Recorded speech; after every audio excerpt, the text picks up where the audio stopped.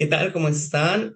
Muy buenas tardes. Muchísimas gracias a quienes nos están acompañando a estas horas. En Perú son ahora las 7 de la noche y en México, donde está Martín Tonomello, son ahora las 6. Agradecemos a quienes nos han estado siguiendo en este ciclo de conversaciones que se llama El Canto Errante, Diálogos sobre Traducción, y que obviamente es un título que evoca el pensamiento también de Rubén Darío, que entiende la travesía, los viajes, los trajines, y que en mi caso yo lo entiendo como este proceso en el cual las lenguas están en constante movimiento, en constante errancia. Anteriormente, ustedes pueden revisar las grabaciones de estas conversaciones en el Facebook de Petroperú, del Centro Cultural de Petroperú. Anteriormente hemos tenido ya conversaciones con Arthur Dixon, con Gabriel Saxon Ruiz, que son principalmente traductores del español al inglés. Y en esta ocasión vamos a tener el honor, el placer de conversar con Martín Tonameyo, que eres náhuatl, su primera lengua es el náhuatl, es hablante de esta lengua originaria, y vamos a conversar con él sobre precisamente lo que él entiende, sus perspectivas sobre la traducción de lenguas originarias, específicamente en el contexto mexicano. Va a ser con nosotros en ese sentido, vamos a cambiar del español a las lenguas originarias y entender sus propios códigos, sus propias horizontes, ¿no? Con respecto a la traducción, en este caso sería de las lenguas originarias al español. Voy a hacer una presentación de Martín para poder conocer más su trabajo, y luego de eso comenzaremos con las preguntas. Martín Tonameyoc, Axacualoya, Chilapa, Guerrero, México, 1983. Es licenciado en literatura hispanoamericana, magíster en lingüística indoamericana y doctor en letras. Campesino, poeta, traductor y periodista radiofónico. Coordinador de la serie de poesía en lenguas originarias en la revista Círculo de Poesía y conductor del programa de radio Ombligo de Tierra de Código Radio Ciudad de México. Actualmente forma parte del Sistema Nacional de Creadores de Arte, el FONCA, y es autor de libros que os voy a leer en castellano, en este caso, Ritual de los Olvidados, Antología Personal, Uñamar, y un libro de literatura infantil titulado Malincit. También ha sido coordinador, editor de los siguientes libros de poesía: Poesía contemporánea en lenguas originarias de México, Flor de Siete Pétalos, Insochit Incuical, 24 poetas contemporáneos en lengua náhuatl, volumen 1. Entonces, bienvenido Martín a tierras peruanas, si bien es cierto de manera virtual. Esperemos pronto también tenerte en Perú para conocer más de tu trabajo. Yo lo que voy a hacer ahora es leer algunas preguntas, y también para quienes nos están escuchando, quienes nos están siguiendo, también pueden dejar sus preguntas en el chat y yo leo las preguntas. Muy bien, Martín. Entonces, una primera pregunta que yo quisiera hacerte es, ¿por qué consideras que escritoras y escritores indígenas de México deciden traducir sus obras al español? ¿Tú crees que es algo que se realiza de manera voluntaria, o más bien es algo, se ven forzados a hacerlo por el propio sistema editorial en México? Muchísimas gracias, Martín.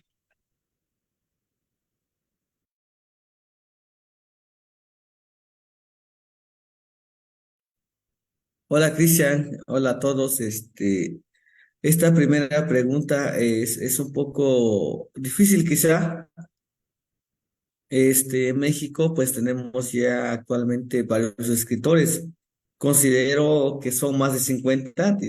Yo los que he publicado, con los que he platicado, dialogado y publicado, bueno, sus obras en algunas revistas.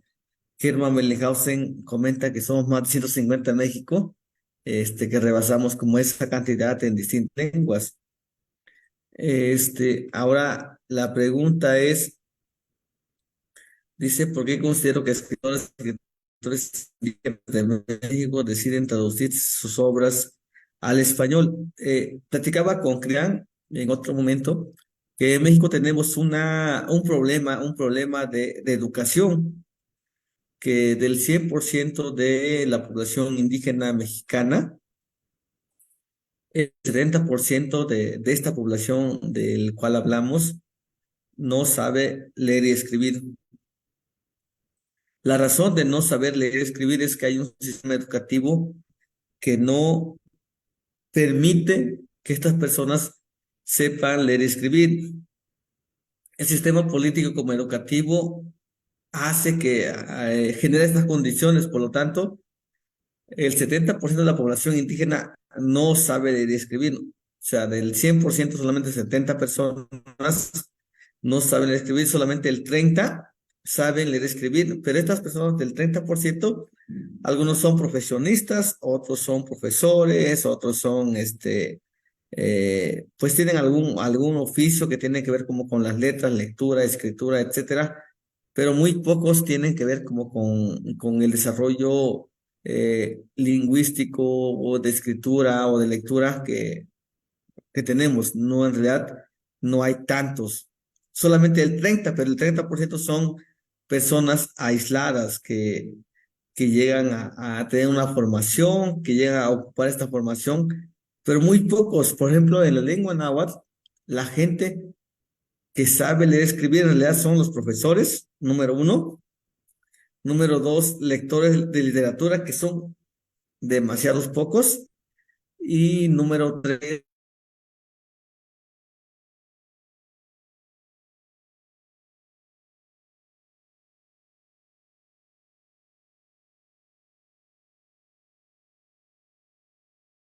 Creo que hubo un pequeño leer problema y con la escribir en español. conexión. De repente podrías repetir, Martín, esa pequeña parte porque creo que hubo un pequeño problemita con la conexión. Gracias.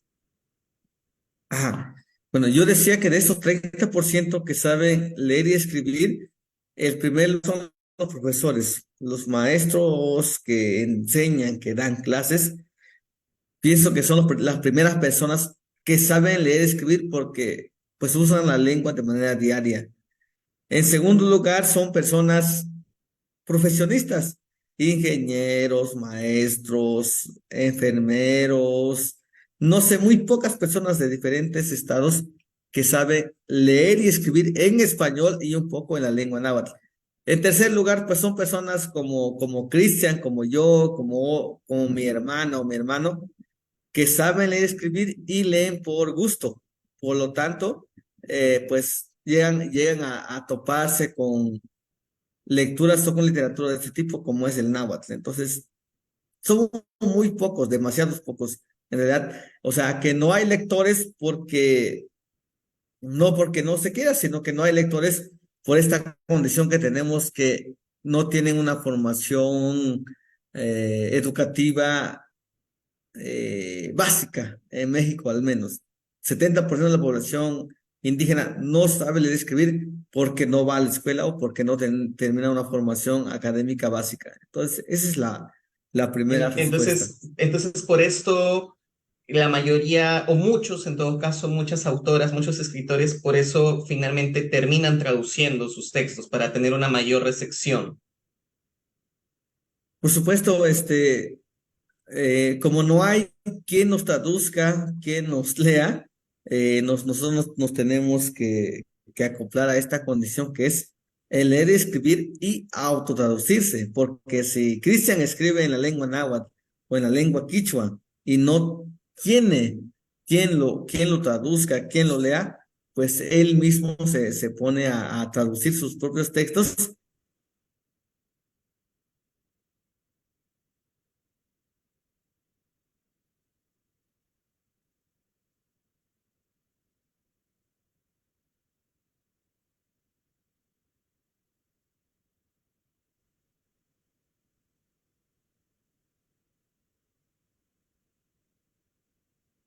Creo, Martín, que perdimos un poco la conexión nuevamente. No sé si puedes repetir esa parte en la que decía sobre que ustedes se ven forzados a la autotraducción.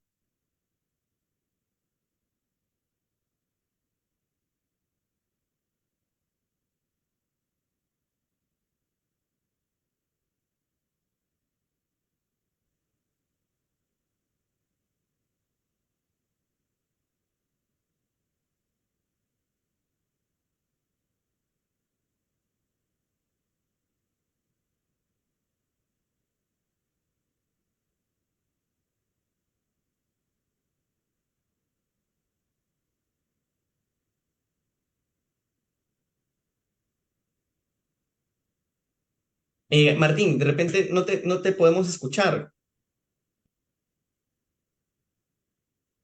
¿Me escuchas, Cristian? Ahora ¿Me sí te escuchas? escucho, ahora sí te escucho, sí. Bueno, ¿por qué decidimos ahora sí autotraducirnos? Primero porque no hay formación de gente que pueda traducirnos de manera literaria. No hay personas. En México ya existe un grupo de personas que son los traductores, pero en materia de derechos y justicia, que tiene que ver como con derechos lingüísticos, con defensa ante un juez, pero una persona como nosotros que tenga que escribir, leer o traducir algo de manera literaria. Me refiero a que una frase se pueda traducir de manera metafórica, algo filosófico que se pueda traducir desde lo que decimos nosotros, no hay. Entonces, por eso cada persona en México, cada escritor en México, escribe en la lengua, luego también decide traducirse, porque no hay otro mejor conocedor de la traducción, en este caso literario, más que la persona que está leyendo, escribiendo y bueno, formándose para ser un escritor y leyendo pues como a varios autores. Esa es la- como la condición que tenemos en México. En México no tenemos una escuela. Hasta ahora los más avanzados son los mayas, los más tienen una formación de creación literaria en lengua maya. Me refiero a que ellos tienen maestros donde forman a los estudiantes en lengua maya, con instrucción maya, para leer y escribir en lengua maya. Pero son los primeros, también creo que están los zapotecas. Pero en náhuatl no hay una escuela, no hay una universidad donde tú vayas y te enseñan a leer y escribir y a traducir en la lengua náhuatl. Todavía no ha sucedido. Esperemos que suceda muy pronto, pero nos falta mucho esa formación. Entonces, por eso cada escritor, independientemente de la lengua que se hable en México, independientemente de la lengua, uno decide autotraducirse para ser escuchado con otro público, para ser entendido en otro público. Perfecto, excelente. Querido Martín, muchísimas gracias por esta explicación. Ahora sí te estamos escuchando sin ningún tipo de problemas. Otra pregunta que yo te había hecho era que, por ejemplo, en el caso quechua, en ocasiones suele usarse la palabra Tinreich para referirse a la traducción. Entonces, una primera pregunta era también si en lengua náhuatl existe una palabra para entender justamente este proceso de traducción o de repente para hablar de la figura del traductor. No sé si existe una palabra para eso.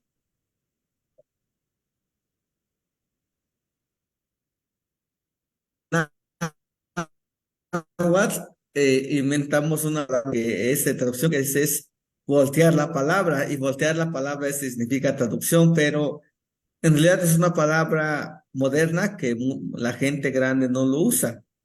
Pero si tienes que traducir algo que se tenga que decir de otro idioma a la lengua náhuatl, se dice tictlastolcuepas. Tictlastolcuepas es decir, tú vas a voltear la palabra del otro para que sea entendido. Pero es un término moderno, nuevo, que no existía antes como en la lengua, pero ahora que tenemos como este trabajo de traducir o de dar a conocer la palabra desde otro idioma, ya se ha inventado esta palabra. Entonces, es interesante porque, digamos, esta palabra right también tiene ese mismo sentido, ¿no? De voltear. Entonces, es interesante que en los dos, tanto en quechua y en el náhuatl se entiende, ¿no? El acto de voltear más bien como el acto de traducir.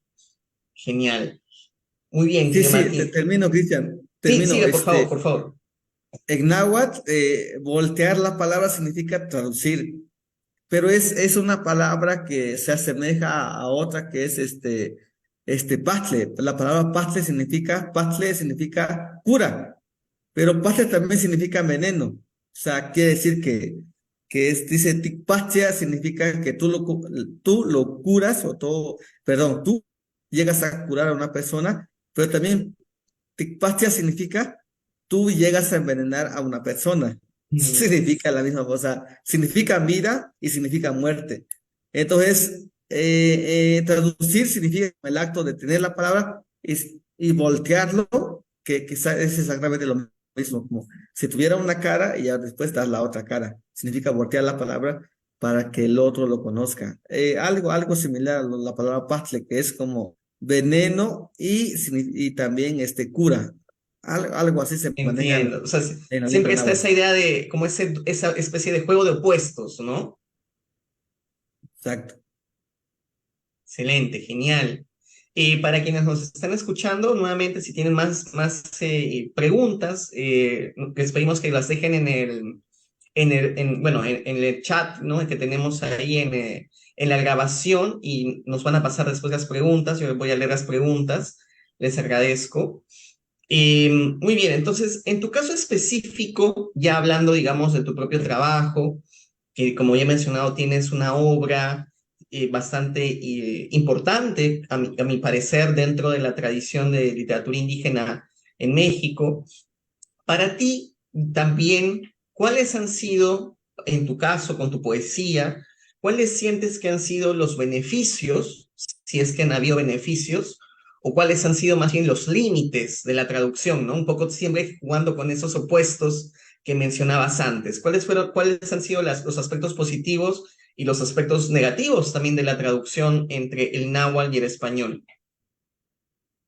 Bueno, pienso que los primeros beneficios de la traducción es que nosotros como escritores en lengua náhuatl nos damos la tarea de indagar palabras nuevas, pero también palabras muy antiguas para ocuparlas dentro de la cultura escrita, en este caso, porque nosotros nos dedicamos a escribir y cuando buscamos una palabra nueva, no sé, ahorita tengo a la vista una máquina de coser, a lo mejor en la cultura escrita no diríamos jamás máquina de escribir sin que se lo diríamos tepoztle guantlazoma, o sea, diríamos como el fierro que cose o el fierro que endereza la ropa, algo así.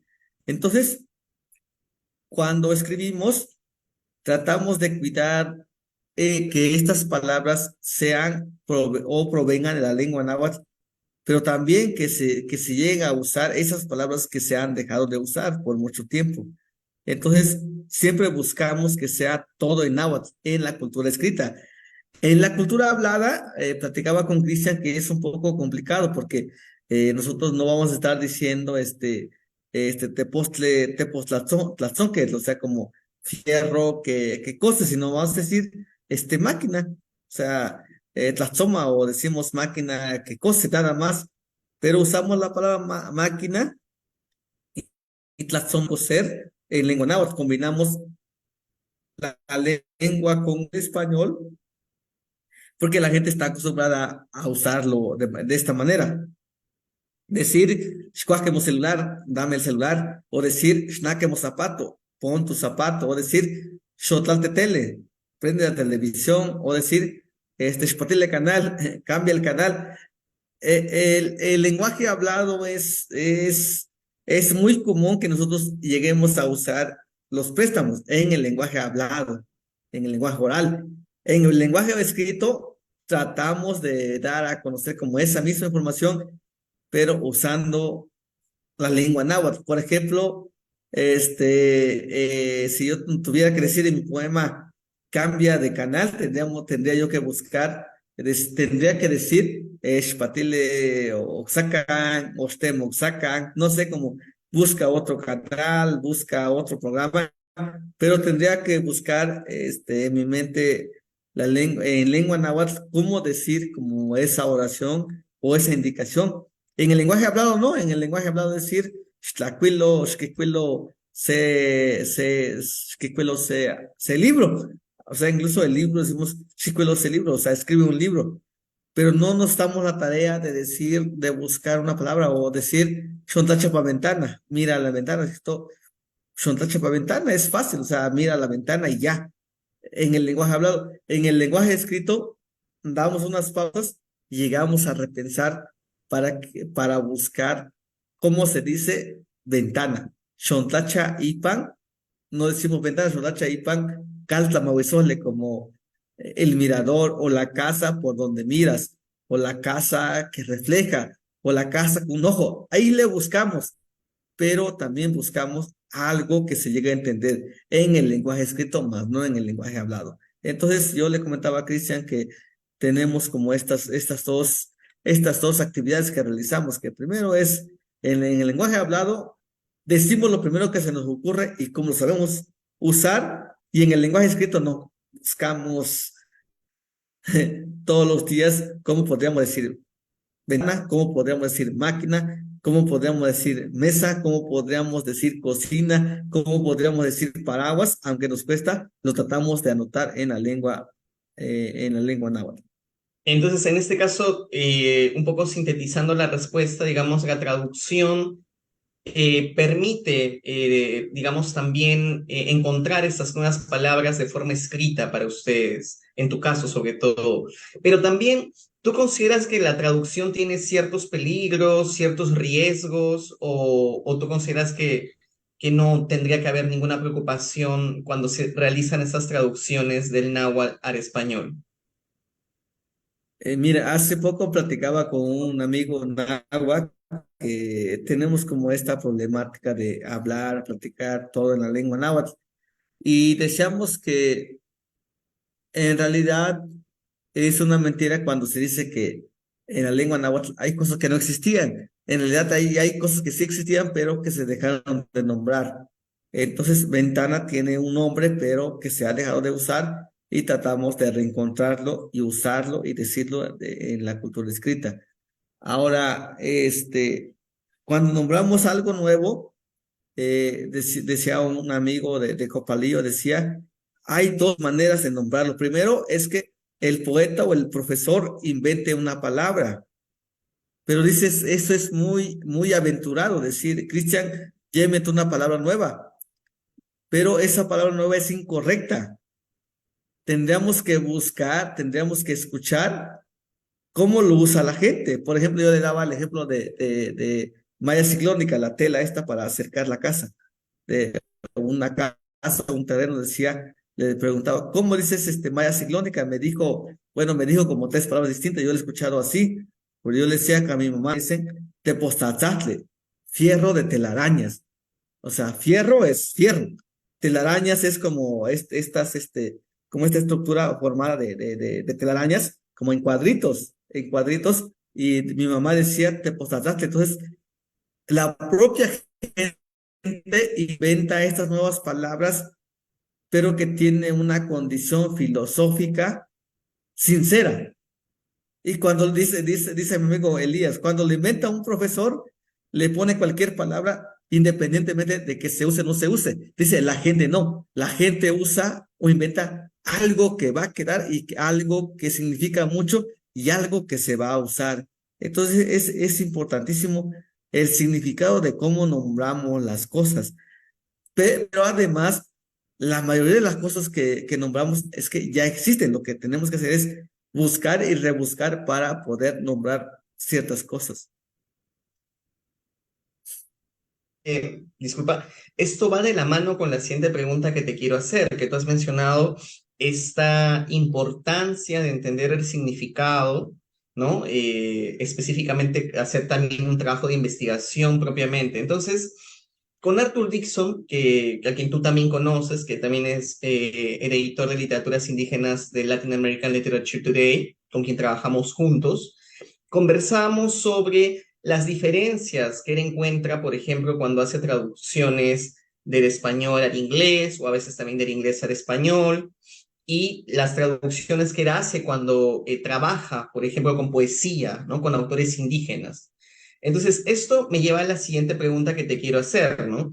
Para ti, en comparación con traducciones en lenguas como el español o en lenguas como el inglés, ¿cuáles son, en tu opinión, los principales desafíos cuando se traducen lenguas originarias? Esa es una pregunta también que te la hago, sobre todo para también, digamos, personas como yo que estamos traduciendo literaturas indígenas y también conocemos un amplio campo de otros colegas que también están haciendo esas traducciones. Pero tú, ¿cómo has visto que son los principales desafíos o los puntos más difíciles o que de repente se pueden mejorar a futuro, en tu opinión?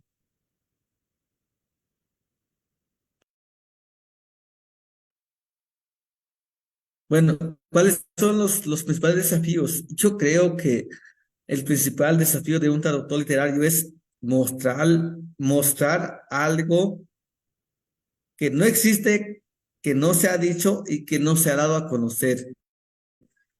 Yo creo que la intención de un escritor literario al mostrar como su trabajo es decir, bueno, se ha hecho, se ha dicho todo el tiempo, durante siglos, pero no se conoce esta parte. Yo creo que en mi caso es mostrar ese aspecto que, que se ha comentado, se ha escrito, se ha criticado, pero que no se ha dicho. Entonces, si yo voy a traducir una frase, un verso o alguna historia, es que ahora es mostrar cómo lo estoy haciendo. ¿Por qué lo digo esto? Porque, por ejemplo, en el siglo XX, hubo mucha literatura, le llaman literatura de tradición oral. ¿Qué hacía el escritor? Agarraba los textos, los traducía tal cual los decía la gente.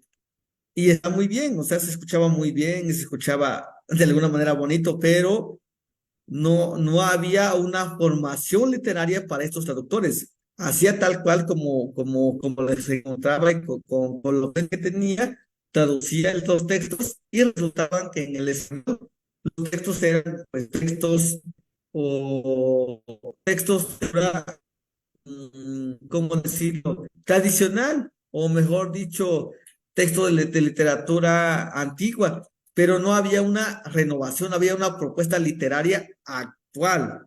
Lo que nosotros hacemos es que, bueno, si Cristian, si otro poeta de la Argentina, de España, de Portugal, de México, de Estados Unidos, está haciendo una propuesta literaria nueva, nosotros también queremos resaltar esa parte, queremos mostrar algo distinto, algo nuevo que está aportando la literatura náhuatl o la cultura náhuatl, pero no solamente el náhuatl, está el mazateco, el tunzabi, el totonaco, el wixárika, nundá, tantas lenguas que existen en México, es que, bueno, sí es una literatura, pero ¿qué muestra en esa literatura? ¿Cuál es lo nuevo en esa literatura? Porque si repite los mismos, ahora sí, los mismos estándares, entonces como no sé si tendría sentido darlo a conocer o se tendría que buscar del por qué es una literatura distinta, diferente, o una nueva propuesta distinta, pero una nueva propuesta literaria. A eso voy. Entonces, el traductor, en primer lugar, tendría que comprender ese estilo literario, digamos. Entender, por ejemplo, digamos, en mi caso, para poder traducir tus poemas, tendría que, por un lado, obviamente conocer la lengua, pero también entender tus búsquedas literarias, digamos. O cuáles otros aspectos tú crees que son importantes para traducir literaturas indígenas. De acuerdo contigo, porque platicábamos con Uber Matiua. Uber Matiua es uno de mis mejores amigos, somos paisanos que estamos distanciados por 5 horas, pero platicábamos, nos encontramos y decíamos, bueno, si yo escribo en náhuatl, ¿qué estoy escribiendo? Por ejemplo, te platicaba yo no me considero escritor indígena, no me considero y jamás me voy a considerar escritor indígena. Yo me considero escritor náhuatl, punto y aparte. Uber se considera escritor MEPA y nada más. Ahora ese es como el pretexto de la lengua, de tomar la lengua para darnos a conocer, para difusión, lo que quieras. Pero yo soy escritor náhuatl y él es escritor MEPA y no sé, pues Alejandra ella es escritora Totonacú. Entonces, si nosotros escribimos en estos idiomas, ¿qué es lo que garantizamos como escritores? Qué es lo que garantizamos estéticamente? Si Cristian es un escritor quichua y Martín es escritor náhuatl, está bien, pero ¿qué están ofreciendo estos escritores? Si ofrecen lo mismo lo que se ofrece en español, entonces no tiene sentido, es una repetición de lo mismo. Entonces, qué sentido tiene el ser escritor en español, escritor portugués, o escritor náhuatl, o escritor tunsabi, o escritor tutunacú? Entonces, si yo me digo que soy un escritor náhuatl, tengo que garantizar o tengo que respaldar o tengo que ofrecer algo distinto. ¿Y qué es algo distinto? Bueno, nosotros pensamos que lo distinto es la parte estética de la palabra que ofrecemos, algo que no existe dentro de la literatura mexicana, que se ha dicho y repetido muchas veces, pero que nosotros tenemos que ofrecerlo distinto. Por ejemplo, ¿cómo se dice llover? Pues llover se dice se cae el cielo, se dice llover, se dice, no sé, distintas maneras. Y mi hijo dice, papá, el cielo está llorando, o dice mi hijo, dice, el cielo, no, dice mi hijo, dice, la lluvia ha muerto. Significa que la lluvia ha dejado de caer.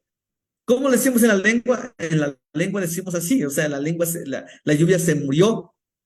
Cuando decimos la lluvia se murió, significa que en español, que en árabe, que en italiano, que en mixteco o que en mepa se dice distinto. ¿Cómo dicen los mepas? Dice la lluvia ha tropezado, dice la lluvia se ha agotado. Tenemos que buscar estas maneras distintas de cómo decir las cosas, y es lo que tratamos de ofrecer. Si no, no tendría ningún sentido. Se dice que la lluvia ha pasado en español y en las formas estéticas distintas, no pensar la estructura del verso desde la propia lengua.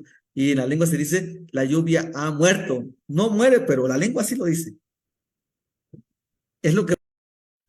Excelente, querido Martín. Entonces, un poco lo que nos está quedando claro con esta respuesta que tú nos estás dando es que, claro, el traductor o la traductora en ese caso, digamos, tiene que entender primero, comprender esa búsqueda de estética, ¿no? Que siempre en muchas ocasiones luego trasladar, digamos, esa estética que resulta ser tan compleja. Y esto va a mi siguiente pregunta, ya, digamos, siguiendo con tu caso, ¿no? Digamos, tú tienes estas búsquedas estéticas en el náhuatl, ¿no? Como tú dices, presentar una perspectiva nueva, una construcción nueva en este lenguaje.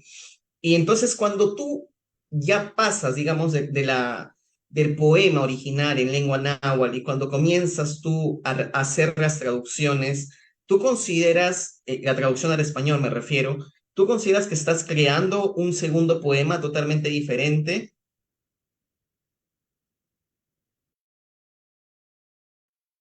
Bueno, eso sucede mucho en los estudios literarios o el estudio de traducción. En realidad, tu poeta es muy difícil que esté pensando en estos aspectos.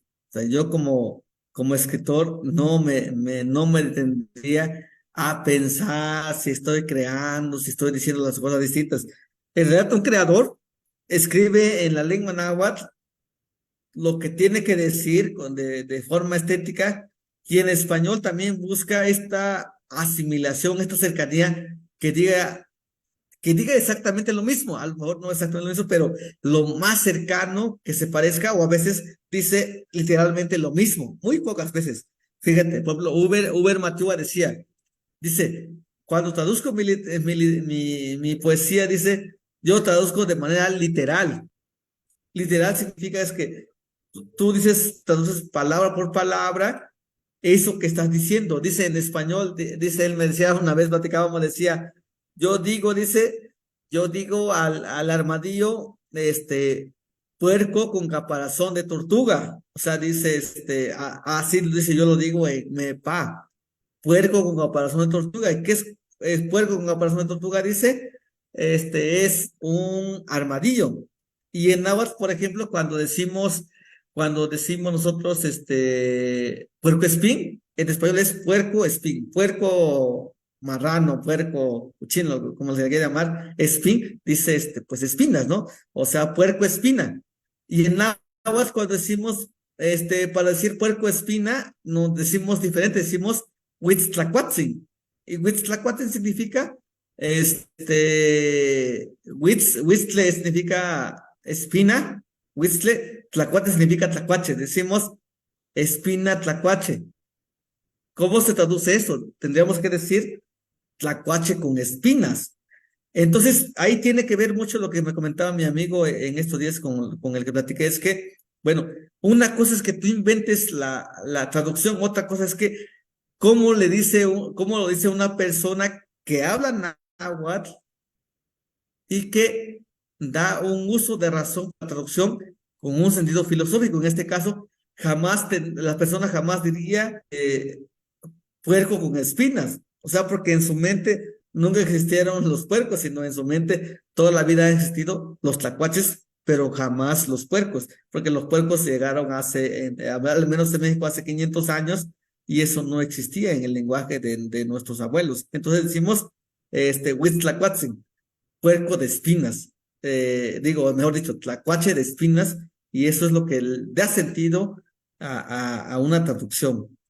Entonces, eso es Sí, sí, sí. Sigue, importantísimo por favor, porque, sigue, por favor. ajá, Ah, ya, solamente por curiosidad, este, tenía por curiosidad solamente, bueno, sigue, termina la idea y después tenía otra pregunta que está muy conectada con lo que dices. sí, bueno, es lo que quería decir, bueno, que la traducción parte de un sentido filosófico natural desde el lenguaje de la gente. O sea, si nosotros desconocemos el lenguaje que usa la gente de la comunidad y nos aventuramos a traducir sin conocer, sin escuchar, entonces perdemos mucho. Aquí en México hay una escritora que es muy criticada, que dice que es la que conoce la lengua y que escribe porque ella es así, pero la gente se manifiesta contra esta escritora porque dice no conoce la lengua, no ha vivido en el pueblo, no escucha a la gente, bueno, un montón de cosas. Y cuando llegamos a tener como nosotros estas problemáticas con la sociedad lingüística al que pertenecemos, nosotros lo que tendríamos que hacer es escuchar. Y nosotros, los que nos llaman poetas, los que nos llaman poetas, el primer, ¿cómo decirlo? La primera pócima para ser poeta en este caso es, nosotros tenemos que aprender a escuchar a los viejos, a escuchar a la gente que habla, cómo, cómo sintetiza las palabras, cómo conecta las palabras y cómo las traduce. O sea, no es que tendríamos que inventar. Ya si no existe esta palabra, como esta grabadora que escucha, entonces tendríamos que inventar, pero tendríamos que inventar algo que tenga sentido en el lenguaje hablado de la gente, no de nosotros. Nosotros formamos parte de la gente, pero hay una mayoría que lo habla. Entonces, por ahí va la respuesta. Excelente. Y un poco conectando con eso, por ejemplo, en tu propia práctica, digamos, cuando tú haces las autotraducciones, en tu caso, ¿tú prefieres entonces una traducción también que es más literal o dependiendo del contexto también inventas y creas nuevas frases, nuevas oraciones?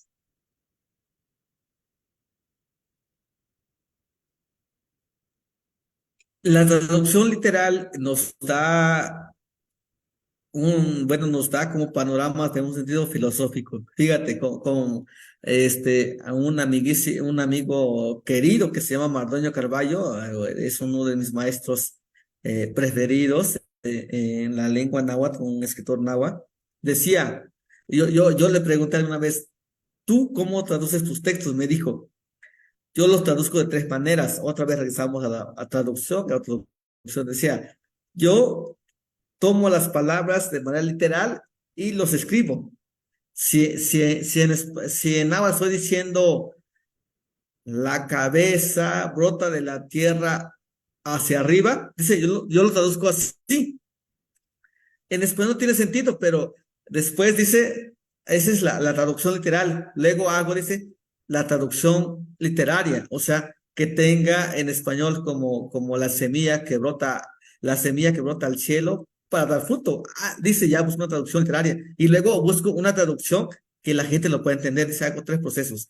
Traducción literal, traducción literaria y ya el resultado final. Tres procesos de traducción, me dice él. Yo los invento. Porque ahí me da, dice ¿cómo decirlo?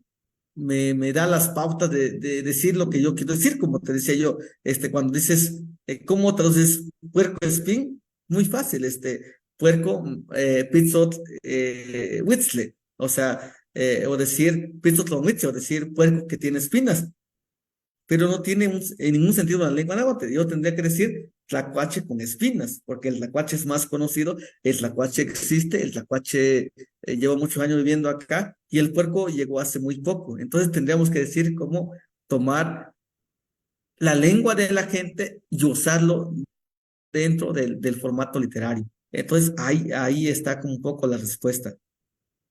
Excelente. Entonces, como tú mencionas, el traductor, entonces, o la traductora en este caso, en primer lugar, tendría obviamente que conocer, escuchar, como tú dices, ¿no? El lenguaje de la gente, de la comunidad, pero también por lo que tú mencionas, también significa un dominio del español, ¿no? Para poder, digamos, transformar, ¿no? Darle, como tú mencionas, este nivel literario, si lo queremos, ¿no? Entonces, me parece también que hay varias etapas en ese proceso.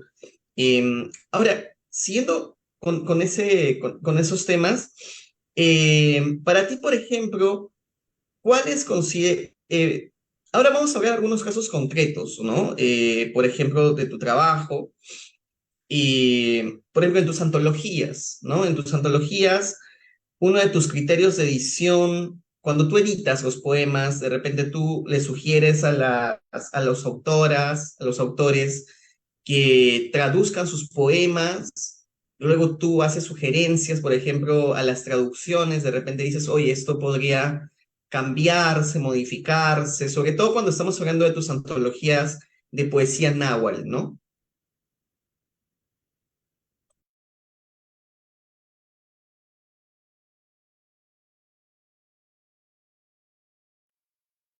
Ajá. ¿Me escuchas? Se fue un poco la Eh, señal. ahora sí te escucho. Termina la pregunta, se me fue un poco la Ah, no señal. te preocupes.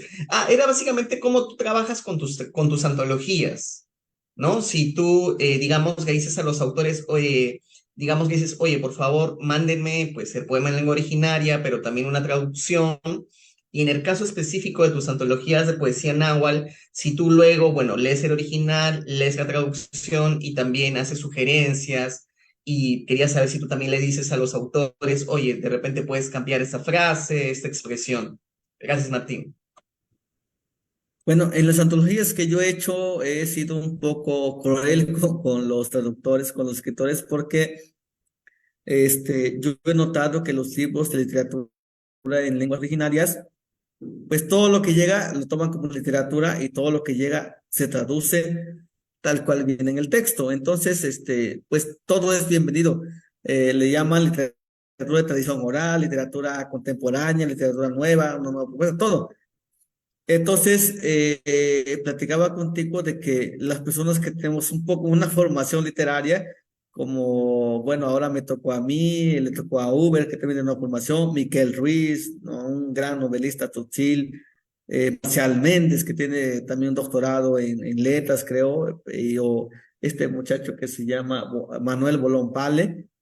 Entonces, una vez que tenemos una formación académica formal en México, en español, no en ninguna de las lenguas, todo en español, se nos mete la idea de una cosa, de una, de un fenómeno literario, se nos mete la idea. Entonces, cuando tomamos la decisión de hacer una antología, tenemos que poner ciertas reglas. Por ejemplo, eh, yo he platicado mucho con Hermann Bellinghausen y él sacó un libro que se llama Insurrección de las Palabras, donde concentra a 128, 130 escritores, pero en el formato que le fueron llegando. Cristian Helguera, 3 poemas, Martín Olmedo, 5 poemas, Cruz Alejandra, 2 poemas, Uber Matúa, 3 poemas, Irma Pineda, 5 poemas, Nadia Toledo, 1 poema, y así.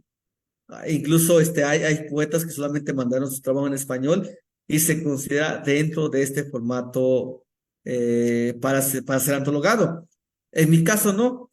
En mi caso, para considerar a alguien dentro de las antologías que hago, primero es que esta persona escriba, que tenga libros, que escriba constantemente, que sepa de literatura y que conozca estos formatos estéticos. Si no los conoce, me es muy difícil que yo lo incluya.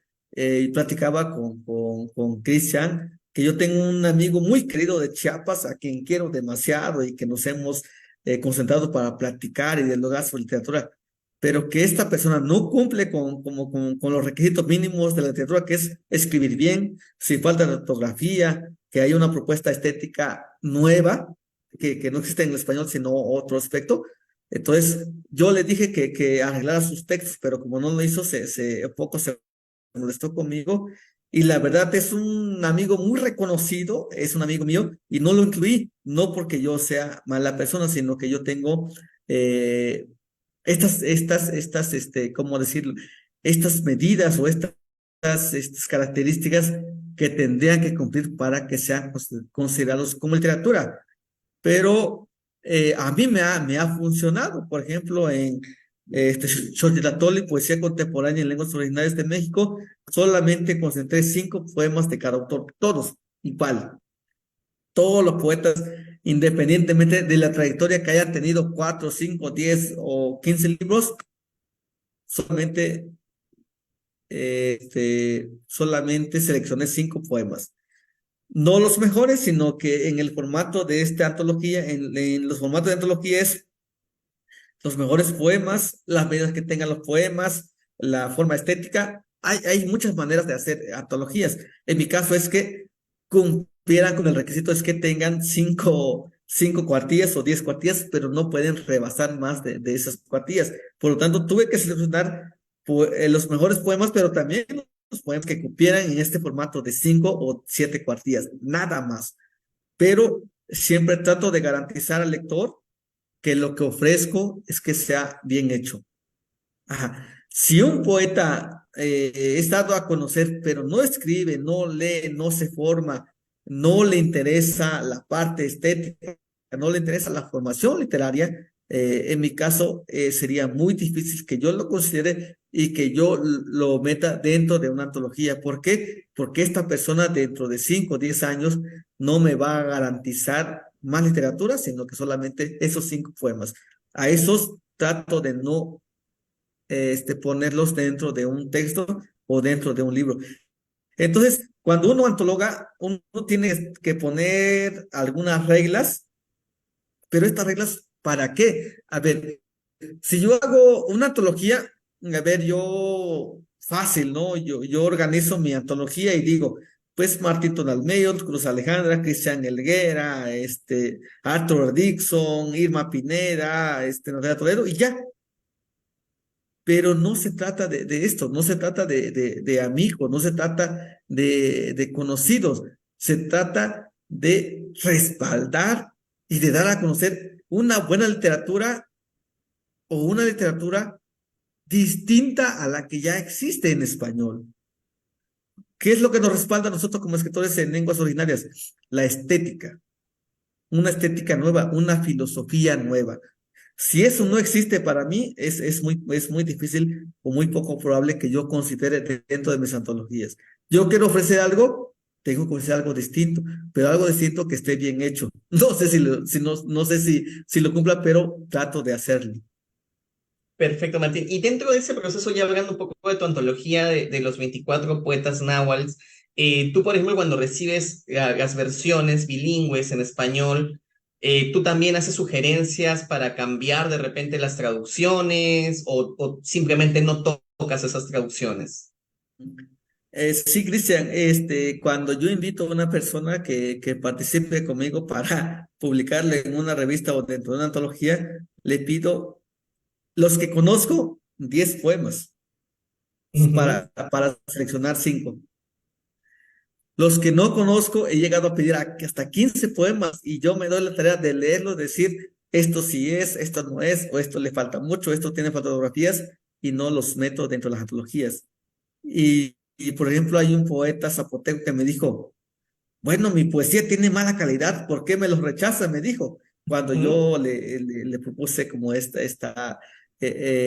esta propuesta de división, me dijo, entonces soy un mal escritor porque es un poeta reconocido, multipremiado, etcétera. Y le dije, no, lo que pasa con usted es que como tiene una buena literatura, le voy a publicar en tres revistas distintas y en una antología. No es que sea un mal escritor, es que yo estoy mirando la estética y la calidad que está proponiendo. Pero la gente se molesta, o sea, es muy dado a decir, no, yo soy un buen escritor, esto es, nadie me ha rechazado. Y yo no lo rechazo, solamente digo, bueno, para mí, o yo considero que esto sí es y esto no es. Y cuando sí, como este poeta zapoteco, es que yo dije, bueno, es muy buen poeta, meto de 10 que me mandó, 5 para la antología, 2 para una revista brasileña y 2 más para una revista bilingüe gringa. Y pues primero se molestó y después estaba muy contento porque salió en 3 revistas con traducciones al portugués y al inglés. Hay gente que no dimensiona, hay gente que lo primero que mira es molestarse porque piensa que ya es un poeta consagrado, un escritor consagrado. Consagrado, no sé desde dónde, pero la verdad es que muy poco conocido dentro de los escritores mexicanos, al menos. Excelente. Ahora quisiera conocer un poco de tu trabajo, digamos, ya no, digamos, con el tema del náhuatl únicamente, sino también conocer un poco más de tus estrategias, de tu método de trabajo con las autotraducciones, ¿no? Cuando tienes que hacer las traducciones del español, del náhuatl al español. Entonces, por ejemplo, ¿tú recuerdas algún caso, por ejemplo, en que fue imposible o fue muy difícil traducir alguna expresión, alguna palabra del náhuatl al español que te costó mucho trabajo? Un poema que se llama Los 43, que dice náhuatl, dice, güey, te coco cuamixcuatipan que te esto que se mix te postle, güey, te aman cuamixpan que mitas se tugni, de más suele la te quito campa te wanto quizás. En español lo traduce como, duele estar en casa con un fierro en la frente, duele ver morir a los demás y no poder respirar frente a los vómitos de fierro. Esa es como la primera parte que dice el poema. ¿Qué estoy diciendo del poema? Pues traté de buscar, según desde mi perspectiva, es tener un aspecto un poco literario para dar a conocer como con la gente que no conoce la cultura náhuatl. Pero en náhuatl no dice eso, en náhuatl dice, güey, que esto que semic te pues le dice, duele mucho cuando enfrente de ti, ¿sí? Te ponen una pistola. Es lo que dice, literal. Dice, oye, te aman. Dice, da mucha tristeza. Dice, da mucha tristeza o te llenas de tristeza cuando enfrente de ti están matando a una persona y tú no puedes decir nada. A mi parecer era como algo fuerte, pero no literario. Por eso yo Ujú. dije, y no puedes decir nada, porque si tú dices algo, así dice literal, si tú dices algo, también te toca. ¿Cómo traduje esto en español? Dije, duele estar en casa con un fierro en la frente, duele ver morir a los demás y no poder respirar frente a los vómitos de fierro. En español no digo fierro, en español no digo casa, en español no digo muchas cosas, pero la sensación que estoy diciendo es que, güey, te coco cuamishcuatipan que te toque ser mi te postle. Güey, te coco cuamishpan que muchas de togni, ni mantao shuele te quito con la toa te van tonguisas. ¿Qué estoy diciendo en náhuatl? Dice, duele mucho cuando enfrente de ti ponen una pistola. Duele mucho cuando frente a ti están matando a un hermano y tú no puedes hacer absolutamente nada, porque si tú hablas, también te toca, o sea, también mueres. Entonces, yo lo sé que eso es un poco difícil y que no funcionaría como literatura en español, al menos yo así lo pensé. No sé si funciona, me dice una poeta cubana, me dice, así de escribirlo, pero en el momento que yo traduje, yo le busqué un poco este formato literario. Ujú. Duele estar en casa con un filo en la frente, duele ver morir a los demás y no poder respirar frente a los vómitos de fierro. Eso no lo digo en náhuatl, o sea, pero lo estoy diciendo en español para que mi público en náhuatl sienta este golpe como se vive acá, que le duela, que le guste, que llore, que sienta. Pero en español también la gente que vive este panorama de violencia también lo sienta, también lo viva y lo llega a sentir a este fenómeno pues tan violento que existe, pero este fenómeno feo, o sea, ¿cómo busco las palabras que quieras decir lo mismo, aunque se esté diciendo un poco distinto? Pero esa es la búsqueda Ujú. dentro de la literatura. Y un traductor literario es buscar estas estéticas que duelan, que hagan llorar, que hagan gritar para el público al que va dirigido. No sé si me... Sí, sí, no, fascinante, es un ejemplo fascinante porque lo que tú estás haciendo ya en este caso, como dices, claro, es cambiar el texto original, pero al mismo tiempo en el texto original tú estás buscando un efecto, ¿no? Un choque, como se dice, y más bien en el trabajo de la traducción estás buscando de repente no las palabras, digamos, una traducción literal, como se dice, pero que igualmente se pueda sentir ese choque que yo cuando leí el poema, lo recuerdo muy bien, yo lo sentí inmediatamente, ¿no? Desde las primeras líneas. Y me parece fascinante además que tú, bueno, lo que has ido mencionando hasta ahora siempre es que el traductor, así como el autor, debe tener una búsqueda estética, ¿no? Esa es otra idea que me parece fascinante. Y en tu caso, claro, cuando tú haces tus propias autotraducciones, siempre mencionas, digamos, tener esta transformación del lenguaje, ¿no? Una transformación literaria. Martín, y eso conectado, lo quiero conectar con la siguiente pregunta. Por ejemplo, yo recuerdo que también en otros momentos que tú has hablado, que he escuchado también tus recitales, tus conferencias, has mencionado a veces las dificultades, ¿no? Para traducir de repente elementos que son muy propios, muy locales de tu comunidad incluso, ¿no?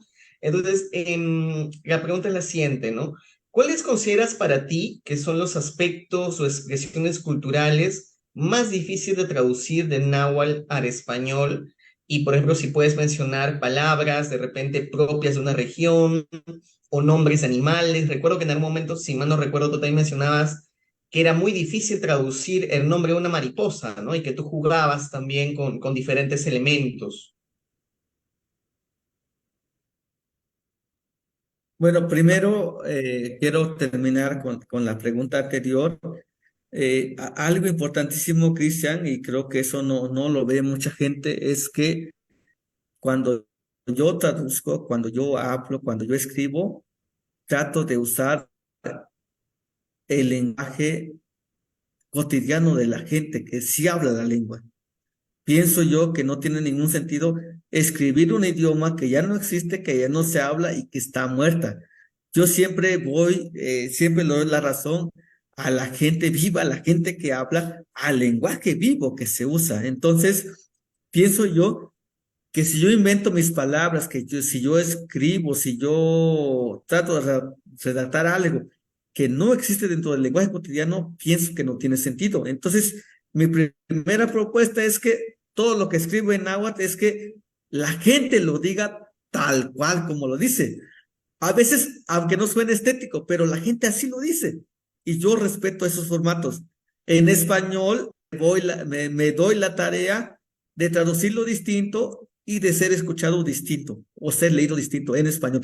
En la lengua náhuatl, yo tomo la palabra de la gente, incluso este juego de palabras que dice la gente, o sea, metafóricamente, estéticamente o eh, jugando con la lengua. Yo lo trato de usar.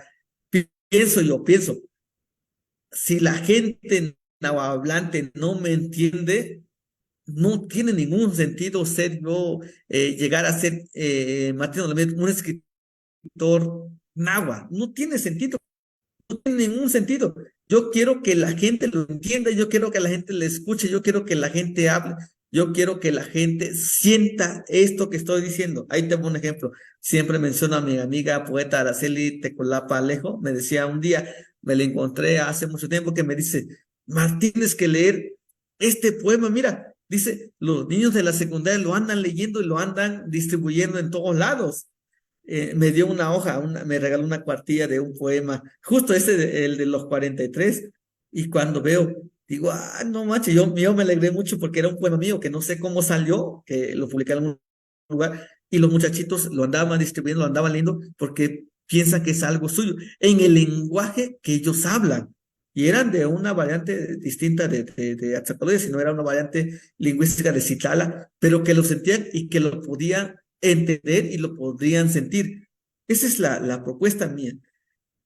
Si a un escritor escribe de manera estética directamente, pero su propia gente no lo entiende, como te digo con esta poeta que menciono, que no lo entiende, que la critica mucho, para mí no tiene ningún sentido escribir, porque ¿para quién estoy escribiendo? ¿A qué público va dirigido estos textos estéticos si ninguna de las personas que me rodean lo entiende? Si mi pueblo no me entiende, en mi caso, yo escribo para la gente de mi pueblo, para la gente de mi comunidad. Si la gente de mi comunidad me entiende, que son como 2.000 personas, que me entiendan 20 personas de mi comunidad, para mí es un loco. Si no me entiende, no tiene ningún sentido hacer poesía, para mí. Eso es para la gente de mi comunidad. En español, pues el que lo entienda está bien, pero Claro, y en en español náhuatl, sí está, digamos, en español sí hay, digamos, esta estética, digamos, ¿no? Estas búsquedas estéticas diferentes, ¿no?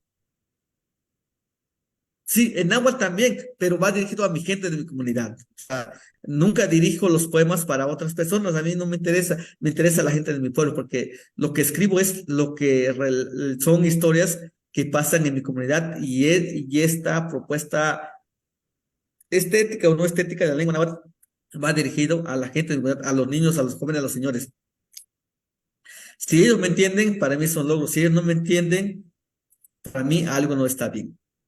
En español va dirigido a tantas poblaciones, millones de poblaciones hispanohablantes, y yo creo que de tantos, muchos me van a entender, pero la lengua náhuatl es la gente de mi pueblo. Es la búsqueda que yo hago. Si no me entienden, para mí no tendría ningún sentido escribir forma estética, para mí. Ahora, Sí, perdón, te repito la pregunta, sí, te la repito, no te preocupes. Me parece genial por favor. esta acotación que haces, que es muy importante. La pregunta se refería, digamos, a lo siguiente, ¿no? Digamos, ya cuando cuando tú mismo también estás en este proceso de la autotraducción, ¿cuáles consideras que son aspectos o expresiones culturales muy difíciles de traducir dentro del náhuatl? Y si tú recuerdas, por ejemplo, en tus propios ejemplos, en tu propio trabajo de autotraducción, digamos, palabras que son propias de una región, palabras muy antiguas, o de repente nombres de animales que tú recuerdas que fueron, la verdad, un desafío para ti, ¿no? ¿Y cómo tú enfrentas ese desafío?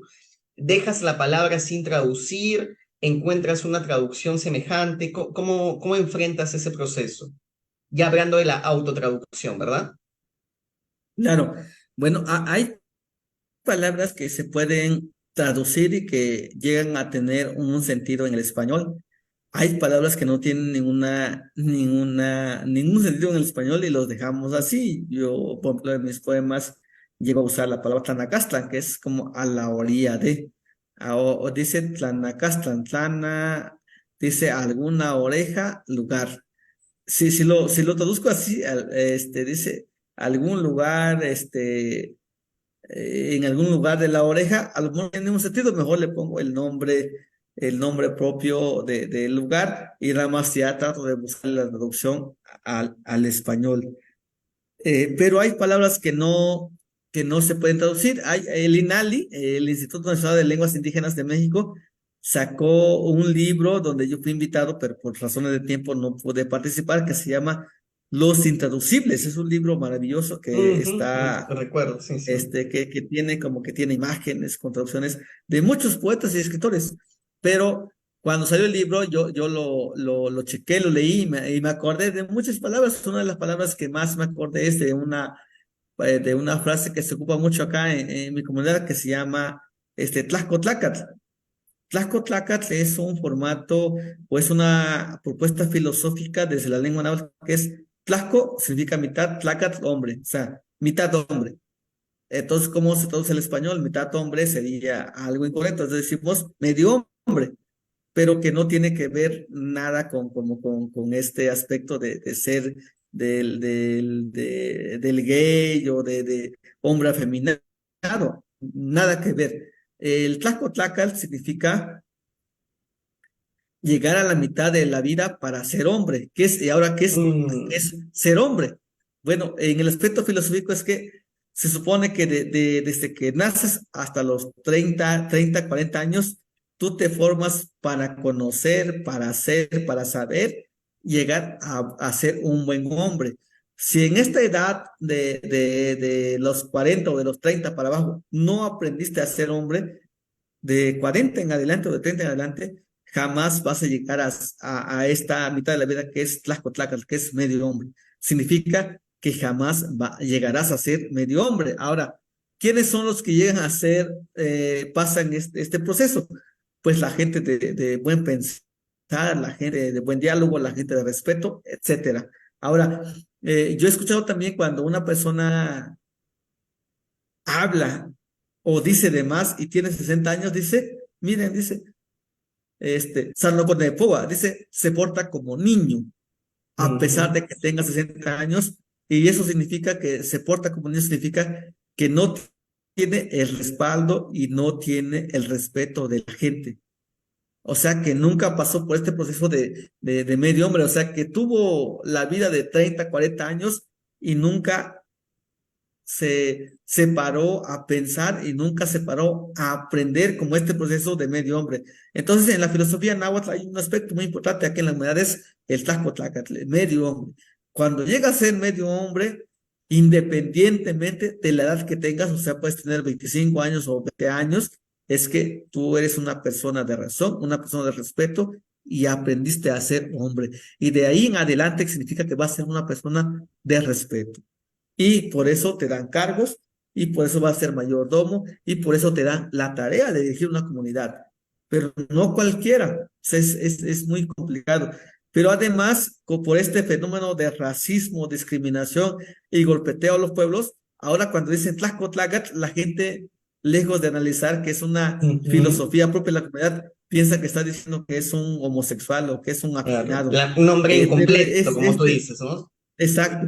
Este medio hombre afeminado, homosexual, gay, viene del racismo, de la discriminación Ujú. que viene golpeteándonos de las ciudades hacia las comunidades. Pero hay mucha gente que no entiende, por más que le expliques. Yo cuando les hablo, por ejemplo, les digo, Tlaxco, Tlagar, la gente le da risa. O por ejemplo, fíjate, este fenómeno tan chiquito. Aquí en el pueblo tenemos un grupo de personas que cuidan y están a cargo de la iglesia. Ahora le dicen comité de la iglesia, pero eso fue hace menos de 10 años. Antes de 10 años le decían Chiopan Totome, significa pájaros de la iglesia, pero Chiopan Totome es el comité de la iglesia o del comité que cuida la iglesia. Pero yo como escucho como las palabras antiguas y los digo en una asamblea, la gente les da risa, pero antes no les daba risa porque era muy común decir pájaros de la iglesia. O sea, comité de la iglesia no son como de la iglesia, eran pájaros de la iglesia, gente que cuida la iglesia. Ahora si les digo se tome, les da mucha risa porque piensan que estoy ofendiendo a la gente. Y esa palabra no la inventé yo, esa palabra es una palabra que ha caído en desuso y que ya no lo han usado. Entonces como estamos como en este proceso. Entonces cuando traducimos, hay aspectos que no se pueden traducir de manera literal y hay aspectos que tenemos que cuidar para decirlo de manera formal, que no perjudique o que no Ujú. motive a la gente a violentar estas palabras. Ujú. Por eso te decía en la respuesta anterior, yo trato de usar el lenguaje cotidiano de la gente. Si la gente me entiende, si la gente está diciendo lo que yo quiero decir, es un logro para mí. Ahora mismo, hace rato, fuimos a acompañar a los, le llaman a los señores que reparten terreno, que son los comisariados de bienes ejidales. Me dice mi segundo comisario, mi suplente, me dice, Shakasti, o sea, nos invitaron a pasar una casa, me dice, adelántate. Bueno, yo haciendo broma le digo, oye, ¿por qué quieres que yo me muera? Me dice, Ujú. no, no, tú métete a la casa. Pero en el náhuatl, por ejemplo, decir, Shakaste significa tú morirás primero, significa tú vas adelante. Ah, tú vas Ujú. adelante. Pero significa tú morirás primero.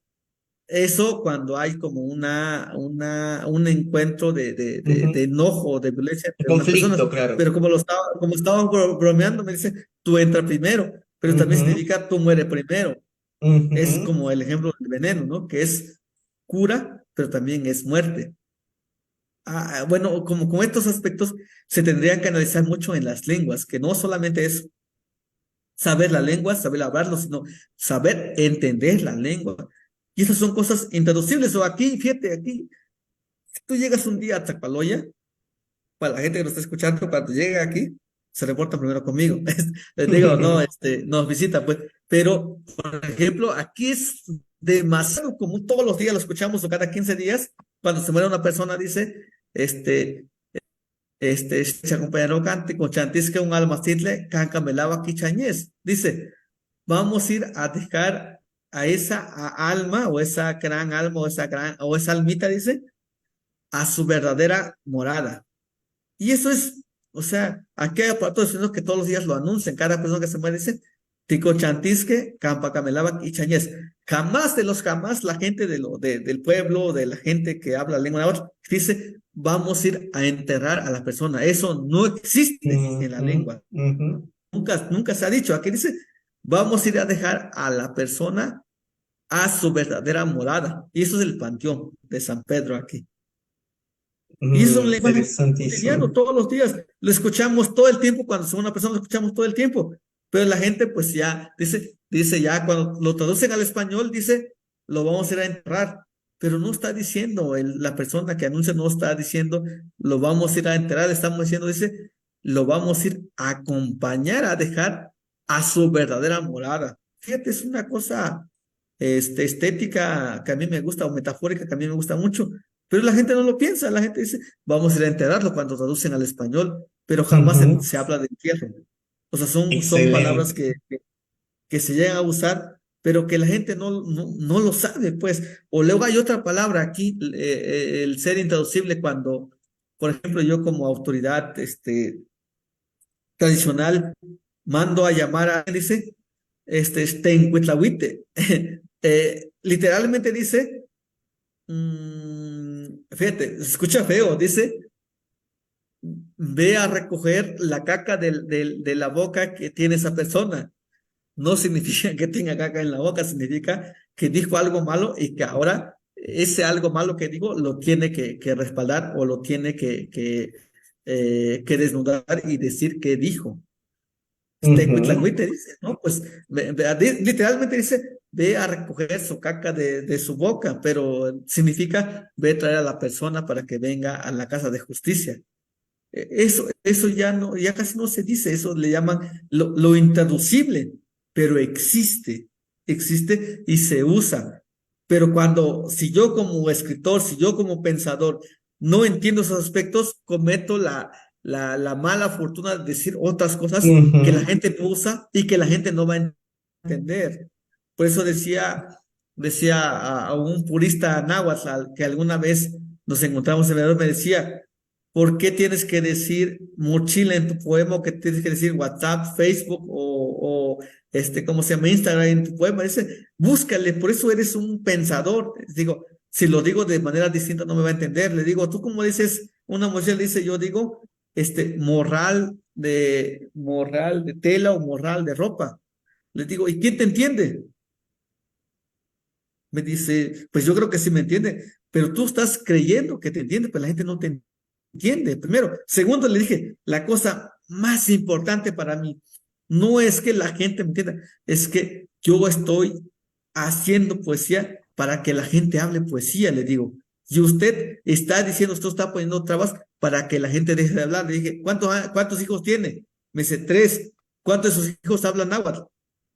Híjole, dice, pues que yo no estuve ahí, ninguno. ¿Qué sentido tiene renovar, decir o crear una palabra si tus hijos no hablan? Le digo, al menos mi hijo habla dos idiomas, independientemente de que escriba o no escriba. La intención es que la literatura también, la poesía, es que se use de forma estética, pero que lo pueda usar la gente de manera indistinta, que lo pueda hablar, y que ese poema no lo sienta como poema, sino que lo sienta como un vivir que lo puedan contar y lo narra la gente. Excelente, Para mí eso es Martín. importantísimo. Creo que todavía tenemos unos minutos, no sé si me pueden avisar o ya estamos, digamos, para cerrar porque he perdido un poco el tiempo. Yo, de todas maneras, quisiera hacer una última pregunta, Martín, porque creo que sí estamos un poco con el tiempo. Y es que, bueno, tú has mencionado el hecho de que hay una falta de traductores, digamos, de náhuatl y de otras lenguas originarias, y por esto mismo es necesario que escritores como tú y otros escritores también se traduzcan, se autotraduzcan, pero mi pregunta es para ti, para promover, ¿no? Para promover que existan más traductores de lenguas indígenas, para ti, ¿qué es necesario? ¿Qué es lo que necesita un traductor, una traductora de lenguas indígenas? Ya tenemos varios traductores que, por ejemplo, hacen traducciones de las lenguas originarias al inglés o que están trabajando también desde el español al inglés, por ejemplo. Pero para ti, ¿qué es necesario para continuar con ese trabajo? ¿Qué necesita un traductor de lenguas originarias? Para mí es necesaria una conciencia lingüística, porque no tiene sentido, como muchos amigos míos, conocidos, colegas, que traducen y traducen, pero no hablan la lengua. Sus hijos no hablan la lengua, su familia no habla la lengua. Entonces, ¿qué sentido tiene promoverme como traductor, venderme como traductor, si la lengua está moribunda, si la lengua se está muriendo? Para mí no tiene ningún sentido. Si yo soy escritor, si yo soy traductor, si yo soy enseñante o maestro de la lengua cualquiera, es que debo de hablar, debo de enseñar, debo de dirigir, pero de la propia lengua. Hay muchos paisanos, especialmente, dicen, muchos amigos escritores, de estos escritores que menciona Germán Bellicausen, imagínate, 130 poetas, 130 poetas que dice que existen. Yo estoy de acuerdo. De estos 130 poetas, la mitad de 130, ¿cuánto es? 165. Digo, 65. 65. Si hacemos un estudio de este tipo, solamente 50 personas hablan la lengua. De esas 50, solamente 25 personas hablarán la lengua de estos poetas, escritores. Sus hijos, su familia hablarán la lengua. Los otros 75 o no sé cuántos más no hablan la lengua. ¿Qué sentido tiene promover, decir, traducir, si la lengua se está muriendo, si estamos quitando hablantes? Para mí, tiene sentido decir, hacer, pero dentro del contexto hablado, y la poesía solamente es una herramienta para garantizar que la lengua se olvida, también es una herramienta para que la lengua se escuche. Pero así como se escucha, lo debo de hacer desde la propia casa. No solamente decir, soy un traductor, como muchos poetas y su familia y sus hijos, y lo hagan. No tenemos tiempo para mí. No, que te agarra eh, no, no, te dan para hacer, pues ellos piensan que para hacer dinero, pues no hacen nada, pero tienen ese imaginar de hacer dinero y lo demás no les interesa. Si la lengua se muere no les interesa, si la lengua se acaba no les interesa. Mi principal eh, pensar perseguir es que la lengua sobreviva a pesar de que se escriba, no se escriba la lengua. Soy un Excelente, poco querido radical. Martín. No, genial, genial. Es estupendo siempre escuchar posturas radicales. Ha sido un gran aprendizaje el día de hoy. Creo que ya estamos con el tiempo y te agradezco nuevamente pues esta conversación que ha sido bastante amplia, con bastante material, a pesar de algunas dificultades técnicas inevitables. Así que te agradezco muchísimo tu presencia, te agradezco muchísimo tu sabiduría, tus palabras. Espero siempre lo mejor para ti, para tu familia. Y con esto damos por concluida esta sesión y solamente quiero recordar que para el siguiente martes vamos a tener también la última conversación de este ciclo de traducciones de Canto Errante y vamos a tener en esta última sesión la oportunidad de conversar con la profesora Leticia Wellner. Ella es una traductora que trabaja principalmente con las lenguas del portugués y del español. Ella es brasileña, pero reside y trabaja en la Pontificia Universidad Católica de Chile. Así que con ella vamos a cerrar este ciclo de conversaciones. Así que los invitamos a participar en la siguiente charla. Y nuevamente, Martín, quedamos desde aquí, desde el Centro Cultural de Petro Perú, profundamente agradecidos por esta conversación. Muchísimas gracias. Gracias por la invitación, Cristian, y bueno, a todo el equipo del Centro Cultural. Gracias. Buenas noches, Martín.